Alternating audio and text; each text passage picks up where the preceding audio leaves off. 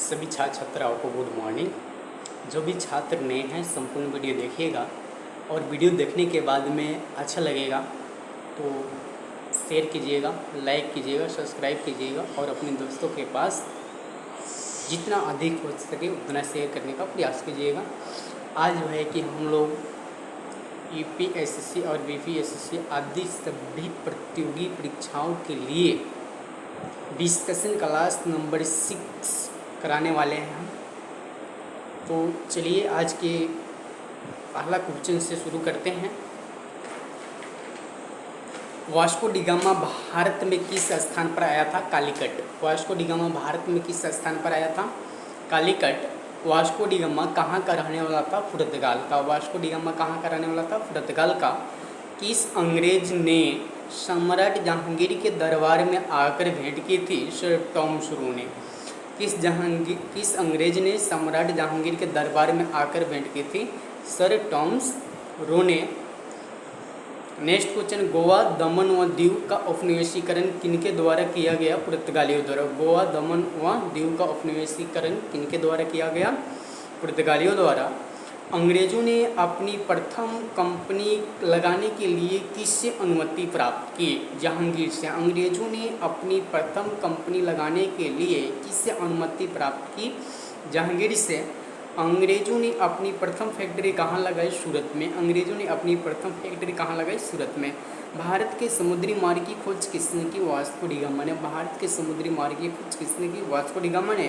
तृतीय कर्नाटक युद्ध किस संधि का नाम है? पेरिस की संधि। तृतीय कर्नाटक युद्ध की संधि का नाम क्या था? पेरिस की संधि। तृतीय कर्नाटक युद्ध की संधि का नाम क्या था? पेरिस की संधि। वास्को डी गामा की कालीकट पर उतरने पर उनका स्वागत किसने किया? कालीकट के राजा जमोरिन ने। कालीकट के राजा जमोरिन ने वास्को डी गामा के कालीकट पर उतरने के बाद स्वागत किसने किया? कालीकट के राजा जमोरिन ने। ब्रिटिश के साथ बेसिन की संधि किस पेशवा ने की थी? बाजीराव द्वितीय ने। ब्रिटिश के साथ बेसिन की संधि किस पेशवा ने की थी? बाजीराव द्वितीय ने। किस पुर्तगाली ने नीले पानी की नीति अपनाई थी? किस पुर्तगाली ने नीले पानी की नीति अपनाई थी? फ्रांसिस्को डी अल्मीडा ने। फ्रांसिस्को डी अल्मीडा ने। किस पुर्तगाली ने नीले पानी की नीति अपनाई थी? फ्रांसिस्को डी अल्मीडा ने। भारत में पुर्तगाली साम्राज्य का संस्थापक किससे माना जाता है? अल्फांसो डी अल्बुकर्क को। भारत में पुर्तगाली साम्राज्य का संस्थापक किससे माना जाता है? अल्फांसो डी अल्बुकर्क को। पुर्तगालियों का भारत का पहला गवर्नर कौन था? Francisco de Almeida. पुर्तगालियों में भारत का पहला गवर्नर कौन था? Francisco de Almeida. भारत आने वाला प्रथम डच नागरिक कौन था? कार्नेलिस एडिसन। भारत आने वाला प्रथम डच नागरिक कौन था? कार्नेलिस एडिसन। डचों ने गोवा पर कब आक्रमण किया? 1639 ईस्वी में। डचों ने गोवा पर कब आक्रमण किया? 1639 ईस्वी में। नेक्स्ट क्वेश्चन, डुप्ले भारत का फ्रेंच गवर्नर कब बना? 1742 ईस्वी में। डुप्ले भारत का फ्रेंच गवर्नर कब बना? 1742 ईस्वी में। नेक्स्ट क्वेश्चन, जहांगीर ने किससे खान की उपाधि दी थी? हॉकिंस को। जहांगीर ने किससे खान की उपाधि दी थी? हॉकिंस को। आगरा व सीकरी पहुंचने वाला प्रथम व्यापारी कौन था? Rolf Fitch. आगरा व सीकरी पहुंचने वाला प्रथम व्यापारी कौन था? Rolf Fitch. डचों ने अपनी पहली फैक्ट्री कहाँ स्थापित की थी? मसूलीपट्टनम में 1605 ईस्वी में। डचों ने अपनी पहली फैक्ट्री 1605 ईस्वी में कहाँ स्थापित किया था? मसूलीपट्टनम में। भारत का कौन सा नगर द्वीप पर निर्मित है? मुंबई। भारत का कौन सा नगर द्वीप पर निर्मित है? मुंबई। पुर्तगालियों ने पहली व्यापारिक कोठी कहाँ खोली? कोचीन में। पुर्तगालियों ने पहली व्यापारिक कोठी कहाँ खोली? कोचीन में। अंग्रेजों ने अपनी पहली फैक्ट्री कब लगाई? 1612 ईस्वी में। अंग्रेजों ने अपनी पहली फैक्ट्री कब लगाई? 1612 ईस्वी में। किस शासक ने ईस्ट इंडिया कंपनी को दीवानी प्रदान की? शाह आलम द्वितीय ने। किस शासक ने ईस्ट इंडिया कंपनी को दीवानी प्रदान की? शाह आलम द्वितीय ने। भारत में पहली बार मुद्रण मशीन का स्थापना किसने किया? पुर्तगालियों ने। भारत में पहली बार मुद्रण मशीन की स्थापना किसने किया? पुर्तगालियों ने। इंटरलोपर्स कौन था? अनाधिकृत व्यापारियों के रूप में सामुद्रिक लुटेरे। अनाधिकृत व्यापारियों के रूप में सामुद्रिक लुटेरे। इंटरलोपर्स कौन था? अनाधिकृत व्यापारियों के रूप में सामुद्रिक लुटेरे। उस समय भारत का बादशाह कौन था जब ईस्ट इंडिया कंपनी की स्थापना हुई? अकबर। उस समय भारत का बादशाह कौन था जिस समय ईस्ट इंडिया कंपनी की स्थापना हुई? अकबर। किस वर्ष फ्रांस की सरकार ने भारत में स्थित फ्रांसीसियों का अधिकार भारत सरकार को सौंपा था? 1954 ईस्वी में। किस वर्ष फ्रांस की सरकार ने भारत में स्थित फ्रांसीसी बस्तियों का अधिकार भारत सरकार को सौंपा था? 1954 ईस्वी। वांडीवास का युद्ध कब हुआ था? 1760 ईस्वी में। वांडीवास का युद्ध कब हुआ था? 1760 ईस्वी में। तराइन का प्रथम युद्ध कब हुआ था? 1191 ईस्वी में। तराइन का प्रथम युद्ध कब हुआ था? 1191 ईस्वी में। तराइन का द्वितीय युद्ध कब हुआ था? 1192 ईस्वी में। तराइन का द्वितीय युद्ध कब हुआ था? 1192 ईस्वी में। बक्सर का युद्ध कब हुआ था? 1764 ईस्वी में। बक्सर का युद्ध कब हुआ था? 1764 ईस्वी में। वांडीवास का युद्ध कब हुआ था? 1760 ईस्वी में। पानीपत का प्रथम युद्ध कब हुआ? 1526 ईस्वी में। पानीपत का द्वितीय युद्ध कब हुआ? 1556 ईस्वी में। और पानीपत का तृतीय युद्ध कब हुआ? 1761 ईस्वी में। प्रशासनिक व्यवस्था के आधार पर लॉर्ड डलहौजी ने कौन सी ब्रिटिश साम्राज्य में मिलाया? अवध को ब्रिटिश साम्राज्य में मिला लिया। प्रशासनिक अव्यवस्था के आधार पर डलहौजी ने कौन सा राज्य ब्रिटिश साम्राज्य में मिला लिया था? अवध। भारत में आधुनिक शिक्षा प्रणाली की नींव कब पड़ी? 1835 ईस्वी में। भारत में आधुनिक शिक्षा प्रणाली की नींव कब पड़ी? 1835 ईस्वी में।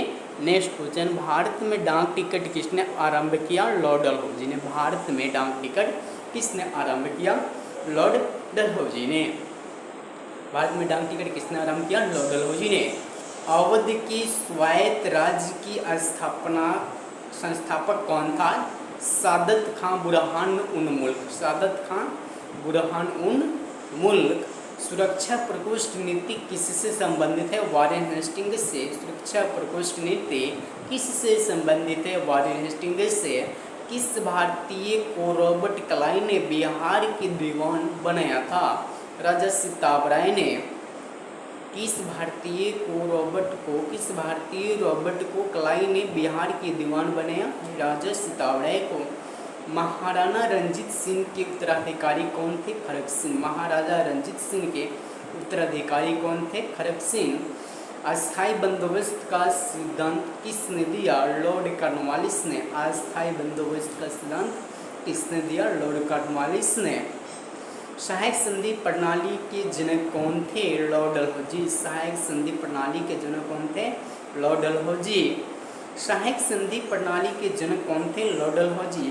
महारानी विक्टोरिया का घोषणा पत्र किसने पढ़कर सुनाया? लॉर्ड कैनिंग ने। महारानी विक्टोरिया का घोषणा पत्र पढ़कर किसने सुनाया? लॉर्ड कैनिंग ने। रंजीत सिंह किस मिसल से संबंधित है? शुक्रचकिया मिसल से। रंजीत सिंह किस मिसल से संबंधित है? शुक्रचकिया मिसल से। किसने अपनी राजधानी मुर्शिदाबाद से मुंगेर स्थानांतरित की? मीर कासिम ने।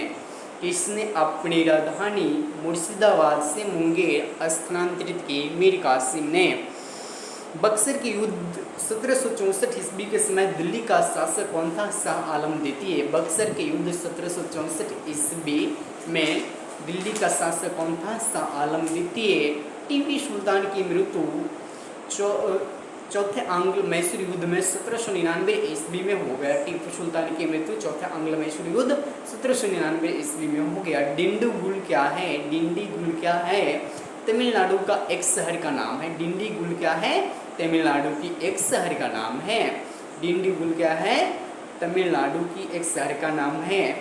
किसके समय में कलकत्ता उच्च न्यायालय की स्थापना की गई? वॉरेन हेस्टिंग्स के समय में कलकत्ता उच्च न्यायालय की स्थापना की गई। ब्रिटिश भारतीय राज के क्षेत्र ब्रिटिश भारतीय राज्य क्षेत्र के विस्तार का अंत किसके समय में हुआ? लॉर्ड डफरिन के समय में हुआ। ब्रिटिश भारतीय राज्य क्षेत्र का विस्तार का अंत किसके समय में हुआ? लॉर्ड डफरिन के समय में हुआ। ठगों का दमन किसने किया? कर्नल स्लीमैन ने। ठगों का दमन किसने किया? कर्नल स्लीमैन ने। किसने ग्रामीण जाटों को एक सैनिक शक्ति के रूप में संगठित किया? चूड़ामणि ने। चूड़ामणि कहिए या चूड़ामणि।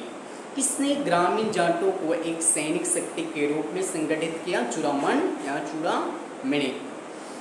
किस जाट राजा को जाटों का अफलातून एवं आदरणीय विद्वान व्यक्ति कहा जाता है? सूरजमल को।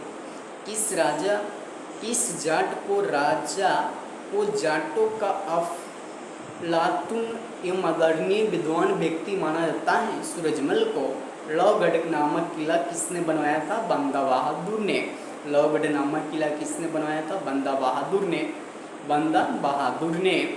किस मुगल बादशाह के आदेश पर बंदा बहादुर की हत्या कर दी गई? फर्रुख हसीर के आदेश पर बंदा बहादुर की हत्या कर दी गई। किस मुगल बादशाह के आदेश पर बंदा बहादुर की हत्या कर दी गई? फर्रुख हसीर के आदेश पे बंदा बहादुर की हत्या कर दी गई। भूमध्य रेखा के उत्तर या दक्षिण में किस स्थान पर दी गई कोणीय दूरी क्या कहलाता है? अक्षांश कहलाता है। क्या कहलाता है जी? अक्षांश कहलाता है। भूमध्य रेखा के उत्तर या दक्षिण में स्थित किसी स्थान पर दी गई कोणीय दूरी क्या कहलाता है? अक्षांश कहलाता है। ट्रॉपिक ऑफ कैंसर क्या है? 23.5 डिग्री उत्तरी अक्षांश। ट्रॉपिक ऑफ कैंसर क्या है? 23.5 डिग्री उत्तरी अक्षांश। धरातल पर 1 डिग्री अक्षांश की दूरी कितने किलोमीटर के तुल्य होती है? धरातल पर 1 डिग्री अक्षांश की दूरी कितने किलोमीटर के तुल्य होती है? 111 किलोमीटर के तुल्य होती है। भूमध्य रेखा के अतिरिक्त कौन सी अक्षांश रेखा पृथ्वी को 2 बराबर अक्षांश वृत्त कहाँ से होकर गुजरती है? मालागासी से होकर गुजरती है। भूमध्य रेखा के अतिरिक्त कौन सी अक्षांश रेखा पृथ्वी को 2 बराबर अक्षांश वृत्त कहाँ से होकर गुजरती है? मालागासी से होकर गुजरती है। वह काल्पनिक रेखा जो पृथ्वी को 2 भागों में बांटती है क्या कहलाती है? भूमध्य रेखा। वह काल्पनिक रेखा जो पृथ्वी को 2 भागों में बांटती है क्या कहलाती है? भूमध्य रेखा कहलाती है। 66.5 डिग्री दक्षिण अक्षांश वृत्त कहाँ से गुजरती है? मालागासी से। 66.5 डिग्री दक्षिण अक्षांश वृत्त कहाँ से गुजरती है? मालागासी से। वह काल्पनिक रेखा जो भूमध्य रेखा को समकोण पर काटती है क्या कहलाती है? देशांतर। वह काल्पनिक रेखा जो भूमध्य रेखा को समकोण पर काटती है क्या कहलाती है? देशांतर। देशांतर रेखाओं के बीच की दूरी को किस नाम से जानते हैं? गोरे। देशांतर रेखाओं के बीच की दूरी को किस नाम से जानते हैं? गोरे। एक देशांतर से दूसरे देशांतर के बीच कितना समय अंतराल होता है? 4 मिनट का। एक देशांतर से दूसरे देशांतर के बीच कितना समय अंतराल होता है? 4 मिनट का। किस अक्षांश रेखा पर दिन व रात समान होते हैं? भूमध्य रेखा पर। किस अक्षांश रेखा पर दिन व रात समान होते हैं? भूमध्य रेखा पर। 1 डिग्री देशांतर की सबसे अधिक दूरी कहाँ होती है? विषुवत रेखा पर। 1 डिग्री देशांतर की सबसे अधिक दूरी कहाँ होती है? विषुवत रेखा पर। कुल अक्षांशों की संख्या कितनी है? 180। कुल अक्षांशों की संख्या कितनी है? 180। कुल देशांतरों की संख्या कितनी है? 360। कुल देशांतरों की संख्या कितनी है? 360। विषुवत रेखाओं के समानांतर कल्पित रेखाओं को क्या कहते हैं? अक्षांश रेखा कहते हैं। विषुवत रेखा के समानांतर कल्पित रेखाओं को क्या कहते हैं? अक्षांश रेखा कहते हैं। पृथ्वी की उत्तरी व दक्षिणी ध्रुव को मिलाने वाली रेखा क्या कहलाती है? देशांतर। पृथ्वी को उत्तरी या दक्षिणी ध्रुव को मिलाने वाली रेखा क्या कहलाती है? देशांतर रेखा कहलाती है। प्रधान मध्य रेखा किस स्थान से होकर गुजरती है? ग्रीनविच से। प्रधान मध्य रेखा किस स्थान से होकर गुजरती है? ग्रीनविच से। ग्रीनविच रेखा क्या है? 0 डिग्री देशांतर है। ग्रीनविच रेखा क्या है जी? 0 डिग्री देशांतर है। पृथ्वी 1 घंटे में कितने देशांतर घूमती है? 15 डिग्री देशांतर घूमती है। पृथ्वी 1 घंटे में कितनी देशांतर घूम लेती है? 15 डिग्री। पृथ्वी 1 घंटे में कितनी देशांतर घूम लेती है? 15 डिग्री। दक्षिणी ध्रुव का अक्षांश क्या है? 90 डिग्री। दक्षिण ध्रुव का अक्षांश क्या है? 90 डिग्री। दो स्थानों के देशांतर में 1 डिग्री का अंतर होने पर उसके समय में कितना का अंतर होता है? तो 4 मिनट का अंतर होता है। दो स्थानों के देशांतर में 1 डिग्री का अंतर होने पर उसके समय में कितने का अंतर होता है? तो 4 मिनट का अंतर होता है। विश्व का वह कौन सा नगर भूमध्य रेखा के सबसे निकट है? विश्व का वह कौन सा नगर भूमध्य रेखा के सबसे निकट है? तो सिंगापुर सबसे निकट है। देशांतर रेखाएं किस दिशा में खींची जाती है? किस दिशा में खींची जाती है? तो उत्तर दिशा से दक्षिण दिशा में खींची जाती है। देशांतर रेखाएं किस दिशा में खींची जाती हैं? उत्तर दिशा से दक्षिण दिशा में खींची जाती हैं। भूमध्य रेखा की ओर जाने पर देशांतरों के बीच की दूरी पर क्या प्रभाव पड़ता है? भूमध्य रेखा की ओर जाने पर देशांतरों के बीच की दूरी बढ़ जाती है। भूमध्य रेखा से देशांतरों के बीच भूमध्य रेखा की ओर जाने पर देशांतरों के बीच की दूरी पर क्या प्रभाव पड़ता है? तो बीच की दूरी बढ़ती है। भूमध्य रेखा से ऊपर 0 डिग्री से 90 डिग्री क्या कहलाता है? उत्तरी गोलार्ध। भूमध्य रेखा से ऊपर 0 डिग्री से 90 डिग्री क्या कहलाता है? उत्तरी गोलार्ध कहलाता है। भूमध्य रेखा से नीचे 0 डिग्री से 90 डिग्री क्या कहलाता है? भूमध्य रेखा से नीचे 0 डिग्री से 90 डिग्री क्या कहलाता है? दक्षिणी अक्षांश कहलाता है। भूमध्य रेखा से नीचे 0 डिग्री से 90 डिग्री क्या कहलाता है? दक्षिण गोलार्ध कहलाता है। दक्षिण गोलार्ध कहलाता है। अंतर्राष्ट्रीय तिथि रेखा का निर्धारण कब किया गया? 1884 ईस्वी में।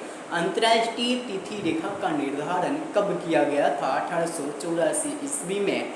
अंतर्राष्ट्रीय तिथि रेखा किसे कहते हैं? 180 डिग्री देशांतर को अंतर्राष्ट्रीय तिथि रेखा कहते हैं। अंतर्राष्ट्रीय तिथि रेखा किसके बराबर निकट होती है? 180 डिग्री पूर्वी व पश्चिमी देशांतर के निकट होती है। अंतर्राष्ट्रीय तिथि रेखा किसके सबसे निकट होती है? 180 डिग्री पूर्वी व पश्चिमी देशांतर के सबसे निकट होती है। अंतर्राष्ट्रीय तिथि रेखा टेढ़ी मुड़ी क्यों होती है? समय और तिथि के अंतर को समाप्त करने के लिए। समय और तिथि के अंतर को समाप्त करने के लिए अंतर्राष्ट्रीय तिथि रेखा टेढ़ी मुड़ी क्यों होती है? समय और तिथि के अंतर को समाप्त करने के लिए। नेक्स्ट क्वेश्चन है, उत्तरी प्रशांत महासागर में अंतर्राष्ट्रीय तिथि रेखा के विचलन का कारण क्या होता है? एलुसियन द्वीप समूह होता है। उत्तरी प्रशांत महासागर में अंतर्राष्ट्रीय तिथि रेखा के विचलन का क्या कारण होता है? एलुसियन द्वीप समूह होता है। यदि अंतर्राष्ट्रीय तिथि रेखा 12 बजे हो तो भारत का मानक समय क्या होगा? 5:30 होगा। यदि अंतर्राष्ट्रीय तिथि रेखा पर 12 बज रहे हो तो भारत का मानक समय कितना होगा? 5:30 अर्थात 5:30 बजे होगा। पृथ्वी को कितने समय कटिबंधों में बांटा जा सकता है? पृथ्वी को 24 समय कटिबंधों में बांटा जा सकता है। भारत का मानक समय किस देशांतर से लिया गया है? 82.5 डिग्री पूर्वी देशांतर से। भारत का मानक समय किस देशांतर से लिया गया है? 82.5 डिग्री पूर्वी देशांतर से। भारत का मानक समय किस स्थान से लिया गया है? नई इलाहाबाद के निकट से लिया गया है। भारत का मानक समय किस स्थान से लिया गया है? नई इलाहाबाद के निकट से लिया गया है। भारत के मानक समय और ग्रीनविच के मानक समय में कितना अंतर है? 5 घंटे 30 मिनट का अंतर है। भारत के मानक समय और ग्रीनविच के मानक समय में भारत का मानक समय और ग्रीनविच के मानक समय में कितने घंटे का अंतर है? तो 5 घंटे 30 मिनट का अंतर है। भारत की सबसे पूर्वी व पश्चिमी स्थानों में कितनी बार विचलित होती है? 4 बार। भारत के सबसे पूर्वी और पश्चिमी स्थानों में कितनी बार विचलित होती हैं? 4 बार। पृथ्वी को 2 स्थानों की स्थिति के अनुदैर्ध्य का अंतर 15 डिग्री है तो स्थानीय समय में कितने घंटे का अंतर होगा? 1 घंटा का अंतर होगा। यदि पृथ्वी के दोनों स्थानों की स्थिति कि अनुदैर्ध्य का अंतर 15 डिग्री है तो स्थानीय समय में कितना का अंतर होगा जी? तो कितना का अंतर होगा? 1 घंटे का अंतर होगा। नेक्स्ट क्वेश्चन, ग्रीनविच किस देश में है? ग्रीनविच यूनाइटेड किंगडम में है। ग्रीनविच किस देश में है? ग्रीनविच यूनाइटेड किंगडम में है। नेक्स्ट क्वेश्चन देखते हैं, एक देशांतर को पार करने में दो स्थानों के स्थानीय समय के बीच कितने मिनट का अंतर होता है? 4 मिनट का अंतर होता है। एक देशांतर को पार करने में दो स्थानों के बीच कितने समय का अंतर होता है? 4 मिनट का अंतर होता है। संपूर्ण विश्व का प्रमाणिक समय क्या है? 0 डिग्री देशांतर। संपूर्ण विश्व का प्रमाणिक समय क्या है जी? 0 डिग्री देशांतर। पूर्व से पश्चिम की ओर जाने वाले जहाज तिथि रेखा को पार करने में अपना कैलेंडर कितने दिन आगे कर लेता है? तो 1 दिन आगे मात्र कर लेता है। पूर्व से पश्चिम की ओर जाने वाले जहाज तिथि रेखा को पार करने में अपने कैलेंडर कितने दिन आगे कर लेते हैं? 1 दिन आगे कर लेते हैं। 24 घंटे में सूर्य के सामने कितने देशांतर गुजर जाते हैं? 360 डिग्री। 24 घंटे में सूर्य के सामने कितने देशांतर गुजरते हैं? 360 डिग्री। अंतर्राष्ट्रीय तिथि रेखा किस सागर से गुजरती है? आर्कटिक सागर एवं प्रशांत महासागर से अंतर्राष्ट्रीय तिथि रेखा किस सागर से गुजरती है? तो आर्कटिक सागर व प्रशांत महासागर से गुजरती है। 20 को कितने समय जून में विभाजित किया गया है? 24। 20 को कितने समय जून में विभाजित किया गया है जी? 24। भारत को किस समय जून में रखा गया है? समय जून 1 में रखा गया है। भारत को किस समय जून में रखा गया है? समय जून 1 में रखा गया है। किस स्थान पर प्रमाणिक समय व स्थानीय समय समान होता है? नैनी इलाहाबाद के निकट। नैनी इलाहाबाद के निकट। किस स्थान पर प्रमाणिक समय व स्थानीय समय में समान है? नैनी इलाहाबाद के निकट। वह पुर्तगाली कौन था जिसने गोवा पर अधिकार कर लिया था? Afonso de Albuquerque. वह पुर्तगाली कौन था जिसने गोवा पर अधिकार कर लिया था? Afonso de Albuquerque. भारत में ईस्ट इंडिया कंपनी का पहला गवर्नर कौन था? Warren Hastings. भारत में ईस्ट इंडिया कंपनी का पहला गवर्नर कौन था? Warren Hastings. इस यूरोपीय देश ने भारत में सबसे पहले अपना व्यापार फैलाया? पुर्तगाली ने। इस यूरोपीय देश ने भारत में सबसे पहले अपना व्यापार फैलाया? पुर्तगाली ने। वास्को डी गामा भारत कब आया? 1498 ईस्वी में। वास्को डी गामा भारत कब आया? 1498 ईस्वी में। पंजाब में सिख राज के संस्थापक कौन थे? रंजीत सिंह जी। पंजाब में सिख राज के संस्थापक कौन थे? रंजीत सिंह जी। रंजीत सिंह ने अपनी किस स्थान पर अधिकार करने के बाद महाराजा की उपाधि धारण की? लाहौर। रंजीत सिंह ने किस स्थान पर अधिकार करने के बाद महाराजा की उपाधि धारण किया? लाहौर। रंजीत सिंह व अंग्रेजों के बीच कौन सी संधि हुई? अमृतसर की संधि। रंजीत सिंह व अंग्रेजों के बीच कौन सी संधि हुई? अमृतसर की संधि। अमृतसर की संधि किस नदी के दोनों ओर के राज क्षेत्र के बीच सीमा निर्धारित करती थी? सतलज नदी। रंजीत सिंह अमृतसर की संधि किस नदी के दोनों ओर के राज क्षेत्रों के बीच सीमा निर्धारित करती है? सतलज नदी।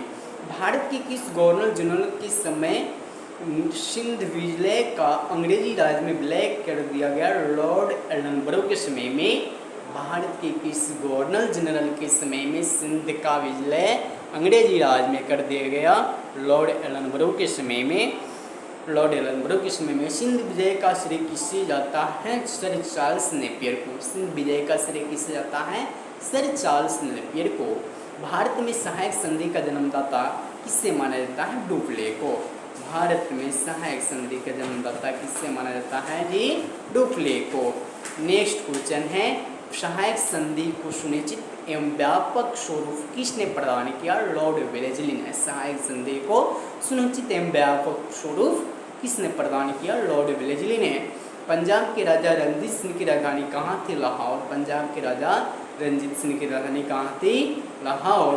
गोद प्रथा प्रतिबंध किस गवर्नर जनरल ने लगाया था? लॉर्ड डलहौजी ने। गोद प्रथा प्रतिबंध किस गवर्नर जनरल ने लगाया था? लॉर्ड डलहौजी ने। डेनमार्क की प्रथम व्यापारिक कंपनी का गठन कब हुआ? 1616 ईस्वी में। डेनमार्क की प्रथम व्यापारिक कंपनी का गठन कब हुआ? 1616 ईस्वी में। किसके काल में बोर्ड ऑफ रेवेन्यू की स्थापना हुई? वारेन हेस्टिंग्स के काल में। किसके काल में बोर्ड ऑफ रेवेन्यू की स्थापना हुई? वारेन हेस्टिंग्स के काल में। इस अंग्रेज को प्रशासनिक सेवा का जनक माना जाता है? लॉर्ड कॉर्नवालिस को प्रशासनिक सेवा का जनक माना जाता है। किस अंग्रेज को प्रशासनिक सेवा का जनक माना जाता है? लॉर्ड कॉर्नवालिस को। कलकत्ता में स्थित फोर्ट विलियम कॉलेज की स्थापना किसने किया? लॉर्ड वेलेस्ली ने। कलकत्ता में स्थित फोर्ट विलियम कॉलेज की स्थापना किसने किया? लॉर्ड वेलेस्ली ने। टेनेसी एक्ट या काश्तकारी अधिनियम कब लागू किया गया? 1822 ईस्वी में। टेनेसी एक्ट या काश्तकारी अधिनियम कब लागू किया गया? 1822 ईस्वी में। बैरकपुर में सैन्य विद्रोह का प्रारंभ हुआ 1824 ईस्वी में। बैरकपुर में सैन्य विद्रोह का प्रारंभ हुआ 1824 ईस्वी में। किस गवर्नर जनरल का कार्यकाल शिक्षा सुधारों के लिए माना जाता है?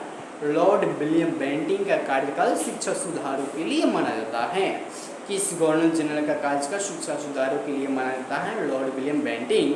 कलकत्ता मेडिकल कॉलेज की स्थापना कब और किसने की? कलकत्ता मेडिकल कॉलेज की स्थापना कब और किसने की?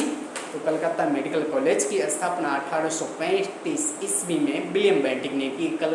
कलकत्ता मेडिकल कॉलेज की स्थापना कब और किन के द्वारा किया गया था? तो कलकत्ता मेडिकल कॉलेज की स्थापना 1835 ईस्वी में विलियम बेंटिंग के द्वारा किया गया था। बालिका हत्या पर प्रतिबंध लगाया गया था 1830 ईस्वी में। बालिका हत्या पर प्रतिबंध कब लगाया गया था? 1830 ईस्वी में। किसे भारतीय प्रेस का मुक्तिदाता कहा जाता है? चार्ल्स मेडकॉफ को। किससे भारतीय प्रेस की मुक्तिदाता कहा जाता है? चार्ल्स मेडकॉफ को। इनाम कमीशन की स्थापना किसने की? लॉर्ड डलहौजी ने। इनाम कमीशन की स्थापना किसने की? लॉर्ड डलहौजी ने। किस कर व्यवस्था के अंतर्गत किसानों का उपज का 50% वसूला जाता था? रैयतवाड़ी व्यवस्था। किस कर व्यवस्था के अंतर्गत किसानों से उपज का 50% वसूला जाता था? रैयतवाड़ी व्यवस्था। नरबली प्रथा का अंत किस गवर्नर के काल में हुआ? अर्थव्यवस्था पर हुआ।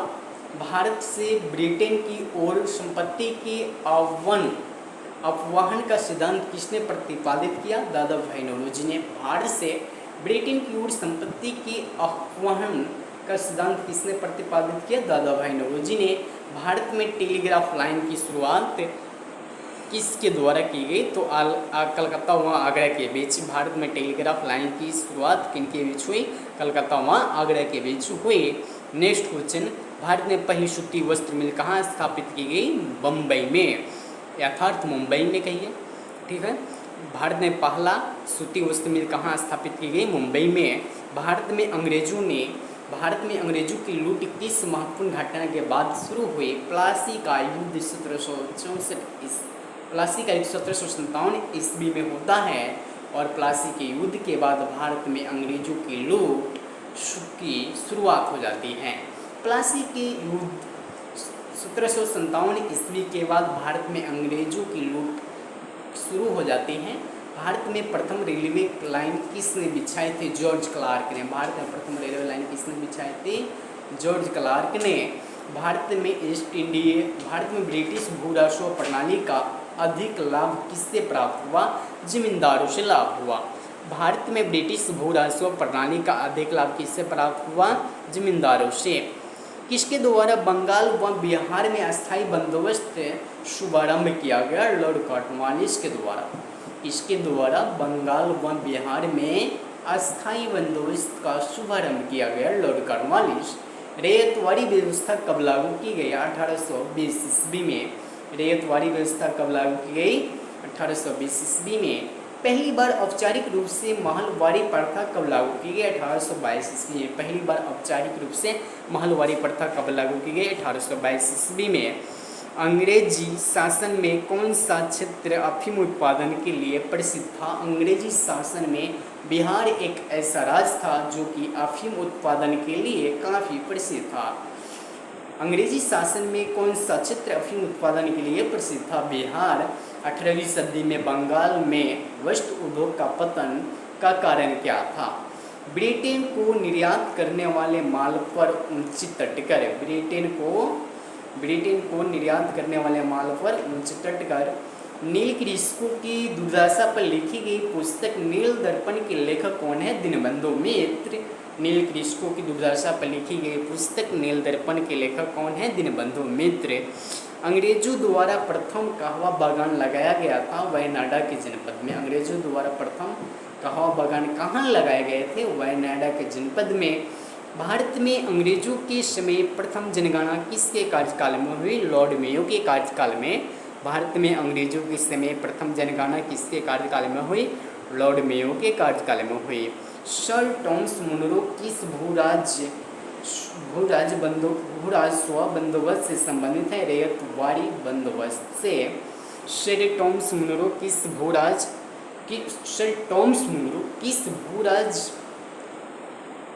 भूराजस्व बंदोबस्त से संबंधित है? तो रैयतवाड़ी बंदोबस्त से संबंधित हैं। भोर या सांझ का तारा किस ग्रह को कहा जाता है? शुक्र को कहा जाता है। भोर या सांझ का तारा किस ग्रह को कहा जाता है? शुक्र को कहा जाता है। अस्थाई बंदोबस्त के तहत जमींदार को पूरे भूराजस्व का कितना प्रतिशत देना पड़ता था? 89%। अस्थाई बंदोबस्त के तहत जमींदार को पूरे राजस्व का कितना प्रतिशत देना तय हुआ था? 89%। भारत में भारतीयों द्वारा 1881 ईस्वी में स्थापित तथा उनके प्रबंधन में चलने वाला सीमित देयता का प्रथम बैंक कौन था? Awadh commercial bank. भारत में भारतीयों द्वारा 1881 ईस्वी में भारतीयों द्वारा 1881 ईस्वी में स्थापित तथा उनके प्रबंधन में चलने वाला सीमित देयता का प्रबंधन बैंक कौन था? Commercial bank. Awadh commercial bank. कौन सा था? Awadh commercial bank. अंग्रेजों द्वारा पहली बार अस्थायी बंदोबस्त लागू की गई थी? मद्रास प्रेसिडेंसी और बम्बई प्रेसिडेंसी। अंग्रेजों द्वारा पहली बार अस्थायी बंदोबस्त कहाँ लागू की गई थी? मद्रास प्रेसिडेंसी व बम्बई प्रेसिडेंसी। भारत में इस्पात का उत्पादन सर्वप्रथम कब शुरू हुआ? 1913 ईस्वी में। भारत में इस्पात का उत्पादन सर्वप्रथम कब शुरू हुआ था? 1913 ईस्वी में। रेल विभाग के लिए पृथक रूप से रेल बजट का प्रारंभ हुआ? 1924 ईस्वी में। रेल विभाग के लिए पृथक रूप से रेल बजट कब शुरू हुआ? 1924 ईस्वी में। भारत में विकेंद्रीकरण का शुभारंभ किसके समय में हुआ? भारत में विकेंद्रीकरण का शुभारंभ लॉर्ड मेयो के समय में हुआ। भारत में विकेंद्रीकरण का शुभारंभ किसके समय में हुआ? लॉर्ड मेयो के समय में हुआ। भारत और इंग्लैंड की आर्थिक हित प्रत्येक क्षेत्र में टकराते हैं, यह कथन किसका है? पंडित जवाहरलाल नेहरू जी का है। योजना आयोग के जो कि प्रथम अध्यक्ष थे। योजना आयोग के प्रथम अध्यक्ष कौन थे? पंडित जवाहरलाल नेहरू जी। योजना आयोग के अध्यक्ष कौन होते हैं? प्रधानमंत्री होते हैं। नीति आयोग की बात की जाए तो नीति आयोग के पहले अध्यक्ष के रूप में नरेंद्र मोदी थे। नीति आयोग के प्रथम अध्यक्ष कौन थे? नरेंद्र मोदी थे। नीति आयोग के प्रथम अध्यक्ष कौन थे? नरेंद्र मोदी थे। अभी भी वर्तमान में नीति आयोग के अध्यक्ष कौन हैं? नरेंद्र मोदी हैं। भारत और इंग्लैंड के आर्थिक हित प्रत्येक क्षेत्र में टकराते हैं, यह कथन पंडित जवाहरलाल नेहरू जी का है। 40 एंड ब्रिटिश रूल इंडिया पुस्तक के लेखक कौन है? Dadabhai Naoroji. 40 and British rule in India पुस्तक के लेखक कौन है? पुस्तक के लेखक कौन है? दादाभाई नौरोजी। भारत में आधुनिक उद्योगों की स्थापना कब हुई? 1850 ईस्वी में। भारत में आधुनिक उद्योगों की स्थापना कब हुई? 1850 ईस्वी में। भारत में आधुनिक उद्योगों की स्थापना कब हुई? 1850 ईस्वी में। नेक्स्ट क्वेश्चन है, कौन सा विटामिन दूध में नहीं पाया जाता है? विटामिन सी दूध में नहीं पाया जाता है। कौन सा विटामिन दूध में नहीं पाया जाता है? विटामिन सी दूध में नहीं पाया जाता है। कौन सा विटामिन प्रातःकाल धूप से प्राप्त किया जाता है? Vitamin D. कौन सा विटामिन जल में घुलनशील है? विटामिन बी और सी जल में घुलनशील है। आंवले के लिए प्रमुख स्रोत किस विटामिन में है? तो विटामिन सी में। जितने खट्टे पदार्थ होते हैं उसमें विटामिन सी पाया जाता है। गाजर में कौन सी विटामिन पाई जाती है? गाजर में विटामिन ए पाया जाता है। गाजर में विटामिन ए पाया जाता है। गाजर में कौन सी विटामिन पाया जाता है? गाजर में विटामिन ए पाया जाता है। विटामिन ए को संचित किया जाता है लीवर में।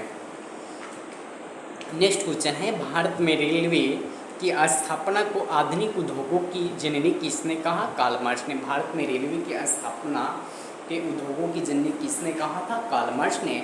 भारत ने पहली पटसन मिल कहाँ स्थापित की? उड़ीसा बंगाल में। उड़ीसा बंगाल में भारत ने पहली पटसन मिल कहाँ स्थापित की गई? भारत ने पहली पटसन मिल उड़ीसा बंगाल में स्थापित की गई थी। सर्वप्रथम लौह इस्पात उद्योग की स्थापना कहाँ हुई थी? बिहार में। सर्वप्रथम लौह इस्पात उद्योग की स्थापना कहाँ हुई थी? बिहार में। अंग्रेज कांग्रेस के कराची अधिवेशन 1931 ईस्वी की अध्यक्षता किनके द्वारा किया गया था? सरदार वल्लभ भाई पटेल के द्वारा किया गया था। कांग्रेस की कराची अधिवेशन 1931 ईस्वी की अध्यक्षता किनके द्वारा किया गया? सरदार वल्लभ भाई पटेल के द्वारा किया गया था। भारत में अंग्रेजों को भूमि खरीदने व बेचने की अनुमति कब मिली? 1833 ईस्वी में। भारत में अंग्रेजों को भूमि खरीदने व बेचने की अनुमति कब मिली? 1833 ईस्वी में। The economy history of India नामक पुस्तक के लेखक कौन है? Rameshchandra Dutt. The economy history of India नामक पुस्तक के लेखक कौन है? रमेशचंद्र दत्त। 1938 ईस्वी में भारतीय राष्ट्रीय कांग्रेस के अनुरोध पर राष्ट्रीय योजना समिति बनाई गई, उसके अध्यक्ष कौन थे? पंडित जवाहरलाल नेहरू। 1938 ईस्वी में भारतीय राष्ट्रीय कांग्रेस के अनुरोध पर राष्ट्रीय योजना समिति बनाई गई थी, उसके अध्यक्ष कौन थे? पंडित जवाहरलाल नेहरू। किसके काल में सिंचाई आयोग का गठन किया गया? लॉर्ड कर्जन के काल में सिंचाई आयोग का गठन किया गया। किसके कार्यकाल में सिंचाई आयोग का गठन किया गया? लॉर्ड कर्जन के काल में सिंचाई आयोग का गठन किया गया। किसके काल में सिंचाई आयोग का गठन हुआ? लॉर्ड कर्जन के काल में सिंचाई आयोग का गठन हुआ। कृषि विभाग की स्थापना कब हुई? 1872 ईस्वी में। कृषि विभाग की स्थापना कब हुई? 1872 ईस्वी में। नेक्स्ट क्वेश्चन है, आज का अंतिम क्वेश्चन है, किस स्थान पर 1866 ईस्वी में भीषण अकाल पड़ा था? उड़ीसा में। किस स्थान पर 1866 ईस्वी में भीषण अकाल पड़ा था? उड़ीसा में। किस स्थान पर 1866 ईस्वी में भीषण अकाल पड़ा था? उड़ीसा में। आज के लिए इतना ही दोस्त। उम्मीद करते हैं कि आज सभी को जो है कि क्लास अच्छा लगा होगा और क्लास को जो है कि बीच में नहीं छोड़िएगा। क्लास को जो है कि 2 से 4 बार संपूर्ण वीडियो देखिएगा, आपको जो है कि संपूर्ण क्वेश्चन याद हो जाएगा। यहाँ से जो है कि प्रत्येक एग्जाम में पूछा गया है और फिर से जो है कि पूछा जाएगा। यहाँ वही क्वेश्चन कराया जाता है जो कि एग्जाम के दृष्टिकोण से अति महत्वपूर्ण क्वेश्चन होते हैं, उसी क्वेश्चन को मैं लाता हूँ और लाने का प्रयास करता हूँ। आपको जो है कि किस सब्जेक्ट का वीडियो चाहिए, किस टॉपिक के ऊपर चाहिए, कमेंट बॉक्स में ज़रूर कमेंट कीजिए। मंजिल ने हौसलों से कहा तेरी बस की बात नहीं। हौसले ने मंजिल की आंखें में आंखें डालकर बोला चल झूठी तेरी इतनी औकात नहीं। हर दर्द की एक पहचान होती है, उसी चंद मोहम्मों की मेहमान होती है, वहीं बदलते रूह हवा को जिनके इरादे में जान होती है।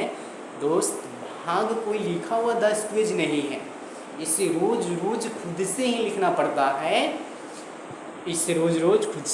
पड़ता है। सफलता एक दिन में नहीं मिलता है दोस्त, सफलता एक दिन ज़रूर मिलता है। एक सफलता के लिए जो है कि कई सालों का मेहनत होता है, कई सालों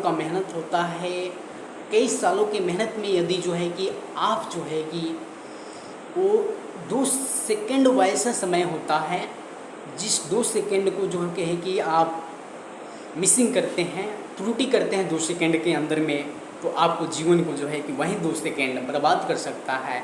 वहीं 2 सेकंड ऐसे महत्वपूर्ण समय होते हैं, यदि सदुपयोग करते हैं, सही से उपयोग करते हैं, तो वहीं 2 सेकंड जो है कि आपके पूरे भविष्य को बदल देगा। तो आज का यह था वीडियो, कैसा लगा कमेंट बॉक्स में ज़रूर कमेंट करें आज के लिए इतना ही दोस्त। जय हिंद, जय भारत।